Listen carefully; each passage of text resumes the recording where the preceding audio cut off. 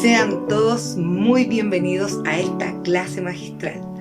Hoy revisaremos la vida y obra de John Keats, uno de los mayores exponentes del romanticismo, cuyo epitafio dice: «Yace aquí uno cuyo nombre fue escrito en el agua». ¿Alguna vez has escrito tu nombre en el agua? ¿Qué pasaría si lo hicieras? Sabemos que nada de lo que escribamos en el agua perdura. Sin embargo, ¿por qué John Keats le pidió a su mejor amigo que escribiera esta frase en su epitafio? ¿Acaso él murió pensando que su vida no trascendería en la historia? ¿Que su obra no sería recordada? Veremos en esta clase magistral cuál fue su legado para la humanidad. Pero antes debemos contextualizarnos, así que vamos a explicar qué es el romanticismo. ¿Qué es el romanticismo? Es un movimiento artístico y literario que surgió en la transición del siglo XVIII hacia el siglo XIX en Inglaterra, Alemania y Francia, y desde allí se extendió a todo el mundo occidental, incluyendo el continente americano. En este periodo, llega a ser verdad que el arte era un perfecto medio para expresar el sentir individual. Este interés por la libertad creativa y la expresión individual hicieron del romanticismo un movimiento muy diverso, abordando temas como la melancolía, el melodrama, las pasiones y la muerte. Ahora sí, los invito a conocer la vida y obra de John Keats, un poeta romántico cuyo nombre fue escrito en el agua. John Keats fue un poeta británico. Nació en Londres en el año 1795 y falleció en Roma en el año 1821. Tan solo tenía 26 años de edad. Sí, falleció muy muy joven. Lamentablemente la vida fue un poco injusta con él, ya que él no pudo gozar del reconocimiento y de su fama que consiguió a través de sus poemas y a través de sus escritos. ¿Por qué dices tú? Te lo voy a contar a continuación. John Keats venía de una familia muy humilde. Su padre falleció cuando John era apenas un niño. Después que su madre fallece a causa de una enfermedad llamada tuberculosis, John tuvo que trabajar como ayudante de un cirujano. Luego, entró a estudiar en un hospital de Londres y se graduó en la misma profesión, cirujano. Pero su afición por la lectura lo llevó al mundo de la poesía.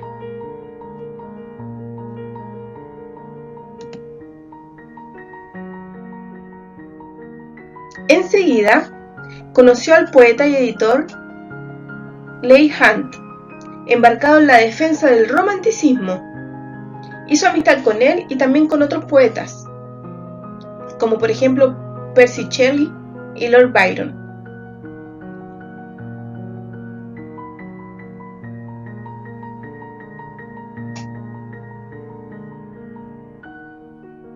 En el año 1817, John publica su primer poemario que tiene como título simplemente Poemas, los cuales lamentablemente no tuvieron mucho éxito. Aún así, teniendo este fracaso en su espalda, John decide abandonar su profesión y se dedica por completo a la poesía. Al año siguiente, en 1818, publicó el poema titulado Endymión, que también fue mal recibido por la crítica. Era una lamentable situación para John porque él sentía una gran pasión por la literatura y sobre todo por la poesía.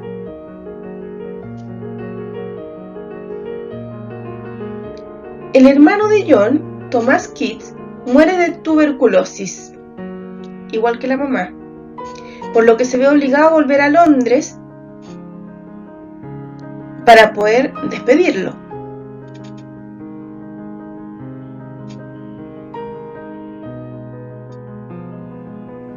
Él decide quedarse en Londres después que despide a su hermano y se queda en la casa de un amigo, Charles Brown.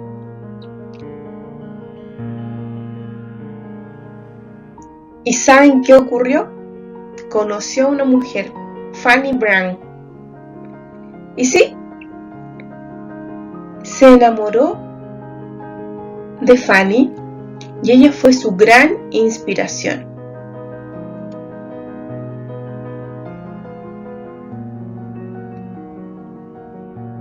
En el año 1820, John publicó Lamia, Isabela, La víspera de Santa Inés y otros poemas. Esta obra incluía sus mejores poemas, como por ejemplo el inacabado Hiperión, sobre la mitología griega, y sobre todo su célebre serie de odas: Oda a Psique, Oda a una urna griega y Oda a un ruiseñor.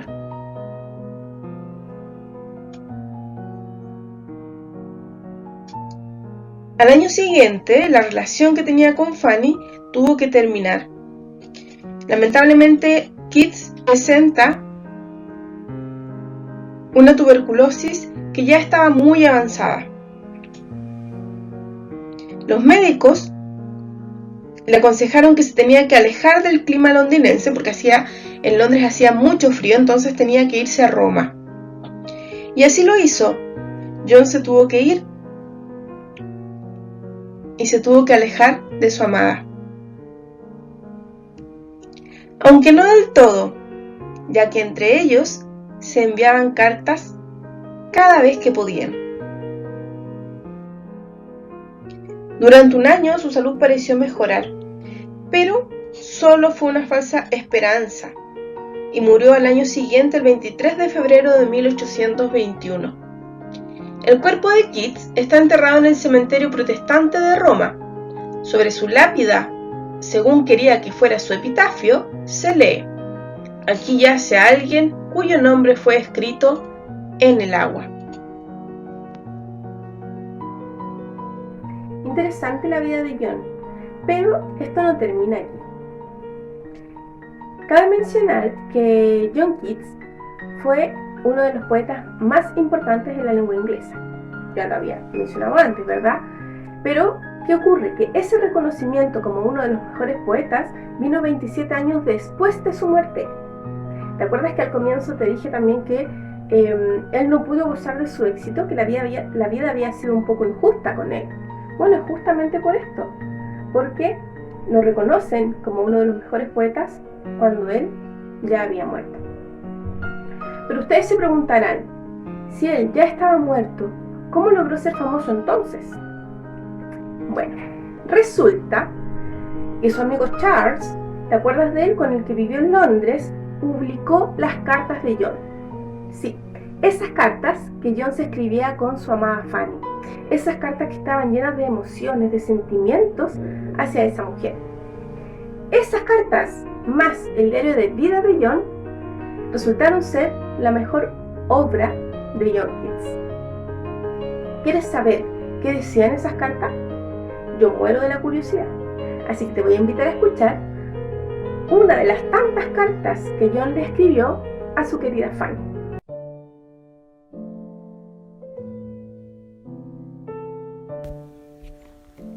Querida Fanny Brown, este jueves 8 de julio de 1819 siento la necesidad de escribir estas palabras hacia ti, mi dulce muchacha.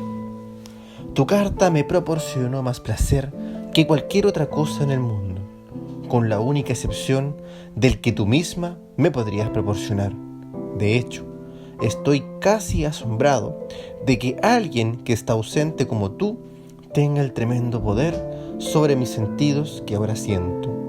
Incluso cuando no pienso en ti, recibo tu influencia y la naturaleza más tierna se hace fuerte en mí. Todos mis pensamientos, mis días y noches más infelices no me han curado del todo de mi amor por la belleza, sino que lo han intensificado tanto que me siento miserable si tú no estás conmigo. O más bien, respiro una especie de sombría paciencia a la que no puedo llamar vida. Nunca he sabido qué era el amor hasta que tú me lo has hecho sentir. Nunca creí en él. Mi fantasía le temía para que no me quemara. Pero si tú me amaras del todo, incluso aunque me quemara en tu fuego, no sería insoportable porque me aliviaría la humedad y el rocío de tu placer. Mencionas a la gente horrible y me preguntas si de ellos depende que yo pueda volver a verte. Mi amor, te pido que me comprendas. Te tengo tan dentro en mi corazón que necesito convertirme en tu tutor cuando veo alguna posibilidad de que algo te cause daño. Solo querría ver placer en tus ojos, amor en tus labios y felicidad en tus pasos. Desearía verte entre esas diversiones que se ajustan a tus inclinaciones y estados de ánimo, de tal modo que nuestro amor sería una delicia en medio de placeres fundamentalmente agradables y no una fuente de contrariedades y cuidados. Pero dudo mucho de que, en el peor de los casos, yo fuera tan buen filósofo como para seguir mis propias lecciones. No podría hacerlo si viera que mis resoluciones te causaran algún dolor. ¿Por qué no hablar de tu belleza, puesto que sin ella no podría haberte amado? No puedo concebir que el punto de partida del amor que siento por ti no sea el de la belleza. Puede haber una clase de amor por el que, sin el más mínimo asomo del desdén, siento el más alto respeto, y hasta puedo admirarlo en otros, pero que, aun con todo, no tiene la riqueza, la frescura, la forma completa, el encantamiento del amor por ti que siento en mi corazón. Así que permíteme que hable de tu belleza, aunque corra el peligro de que tú decidas ser tan cruel conmigo que acabes probando en otros su poder. Dices que tienes miedo a que yo piense que no me amas. Al hablar así, aumenta aún más el dolor de estar junto a ti. Me encuentro ahora en el uso diligente de mis facultades y no pasa ni un solo día sin que surjan nuevos versos blancos o añada algunas nuevas rimas. Y debo confesar ahora que, puesto que acabo de citarlo, te amo aún más porque creo que te gusto por lo que soy por mí mismo y no por nada más. He conocido mujeres de las que he llegado a pensar que les encantaría casarse con un poema o ser poseídas por una novela. He visto tu cometa y solo deseo que fuera una señal de que el pobre Rice se repondría de una enfermedad que le había convertido más bien en una compañía melancólica, o, más aún, que sería una señal para conquistar sus sentimientos y ocultármelos a mí, por decirlo con un forzado juego de palabras. Besé tu escrito con la esperanza de que me hubieras complacido dejando en él un rastro de miel. ¿Cuál fue tu sueño? Cuéntamelo y yo te diré mi interpretación. Siempre tuyo, mi amor, John Keats. No me acuses de retrasarme. No tenemos aquí todos los días la oportunidad de enviar cartas. Escríbeme ya. Te espero.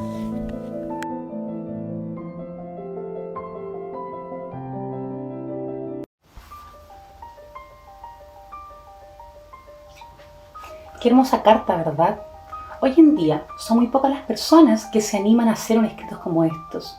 Sin embargo, para John Keats era la única alternativa de comunicarse con su amada Fanny. ¿Y tú te atreverías a escribirle algo así a alguien así de especial? A continuación, te invito a que veamos los temas más relevantes en la obra de Keats propios del romanticismo.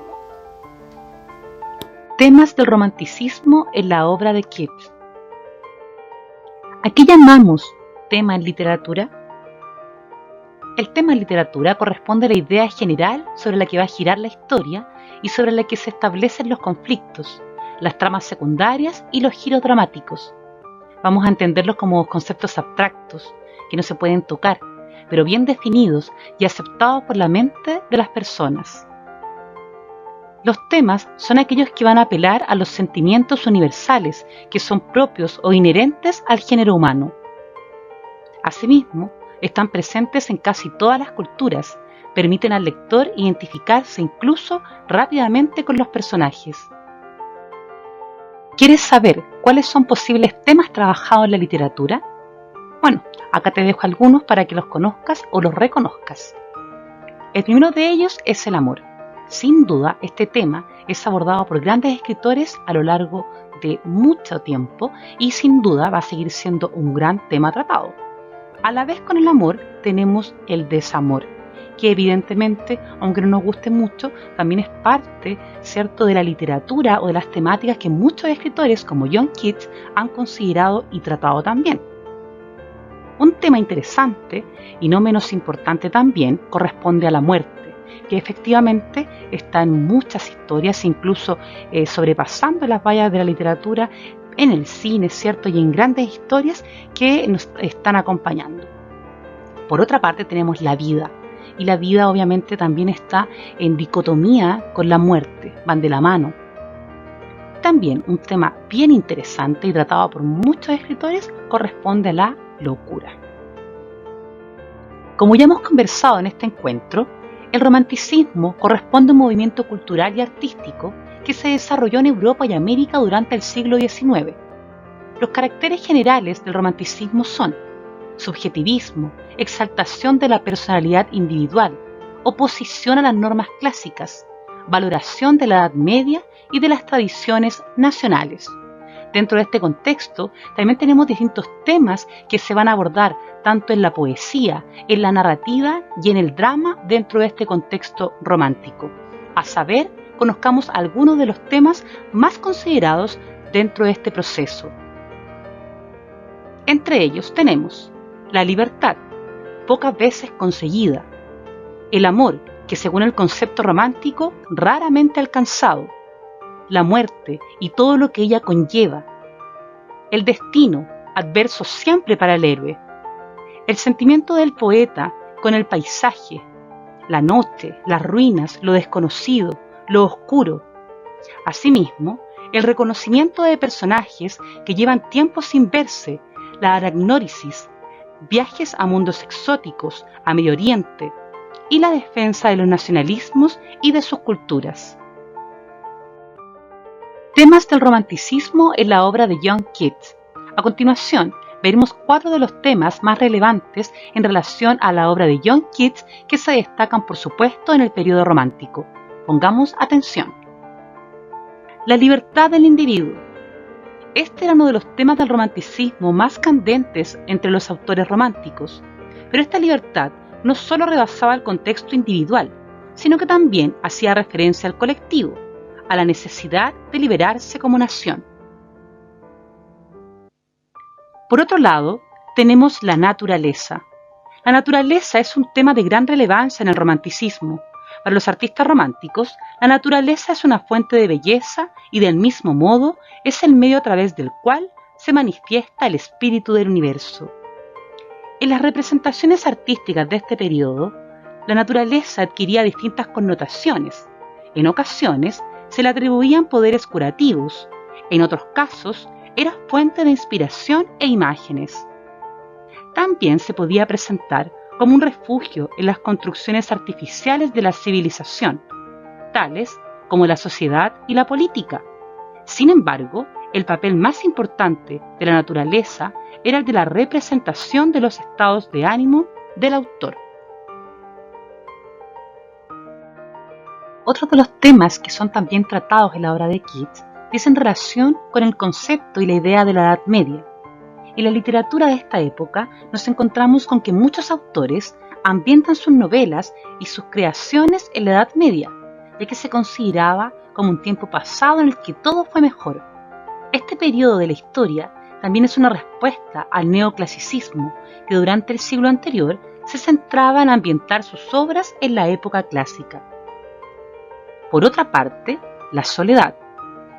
Esta es una de las características del romanticismo y desde luego en la obra de Keats. Es la soledad que también se le conoce como la insatisfacción ante la realidad, debido a que el hombre romántico se caracteriza por su soledad y aislamiento. Esa misma soledad lo lleva también al dolor, lo que le ayuda a comprender otras cosas, como por ejemplo el amor.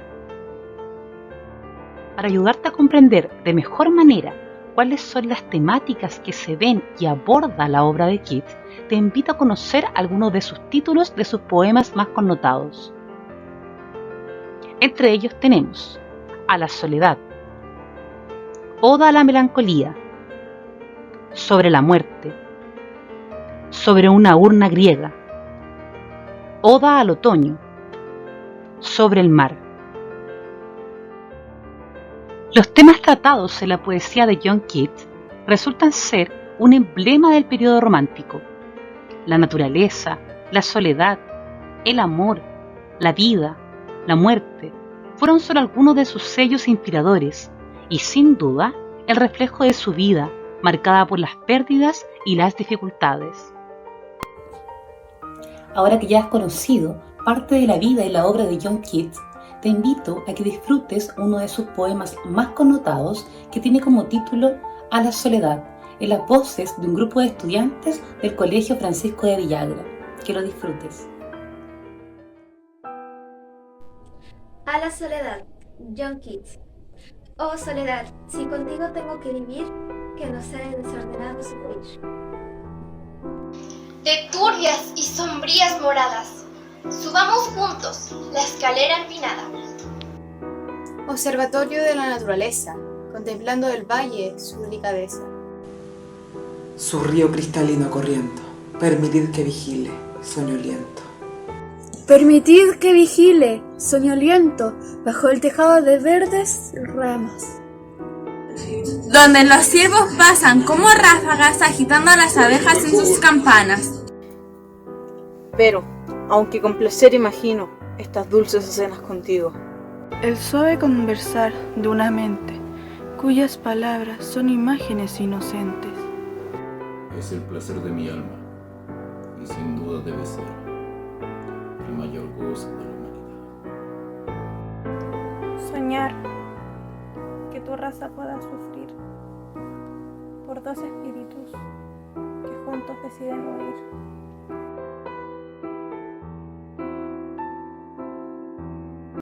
Como se pudieron dar cuenta, el poema A la soledad de John Keats es una súplica a la soledad, para que sea amiga, para que sea compañera, para que no duela.